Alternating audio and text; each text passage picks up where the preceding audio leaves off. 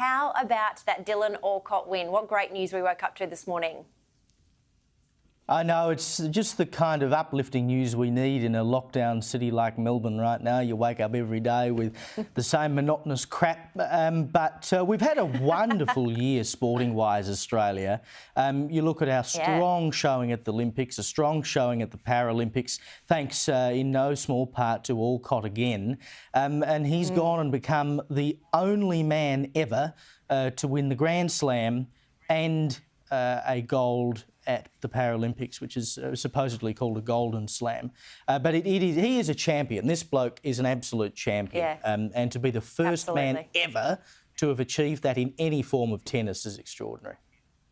It's amazing. And I love the fact that it is being celebrated across the major newspapers, being the Australian, the Sydney Morning Herald and the Age tomorrow. It's definitely one for the ages, and calls for him to be the new Australian of the Year after he, would you call it a shoey, what he did afterwards, or if he's pouring a beer into his own trophy? What is that called? No, it wasn't quite the shoey, because, of course, when Daniel Ricciardo does the shoey, he's been wearing that smelly, sweaty shoe in the car for 2 hours. I mean, that is absolutely disgusting. At least what Alcott did was a little more hygienic and has a bit more pomp and ceremony about it. Indeed. Indeed. Look, we can't, it would be remiss of me not to touch on Madonna, who is actually featuring on the front page of The Australian tomorrow. Did you catch any of their VMAs, Caleb? You do dress a lot more chic than most of the attendees. What did you think of Madge and J-Lo turning heads today? Thank you for the compliment, but no, I can't say I saw any of it, actually. The first I'm seeing it of these photographs I'm looking at on the monitor in front of me now. All I can say is, my goodness. My goodness. I don't know what to say. It's just extraordinary. I mean, if you've got it, flaunt it, I suppose, but whew. Indeed.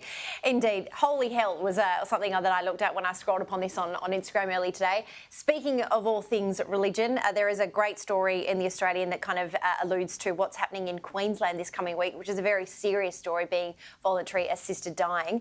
Churches can't stop patients' deaths. Faith-based hospitals will not be able to deny entry to outside doctors to help terminally ill patients die after the Queensland government rejected pleas by the churches for institutional protection from the widest of voluntary assisted dying laws in the country, and to go before an Australian Parliament. Look, this is a really interesting story, and I guess this argument and this debate is not going to be without emotion. We saw it happen in WA a couple of years ago, Caleb. What do you think about the fact that this bill sort of passed through, and it seems to be quite all-encompassing, and are you glad that they didn't curtail to the religious groups?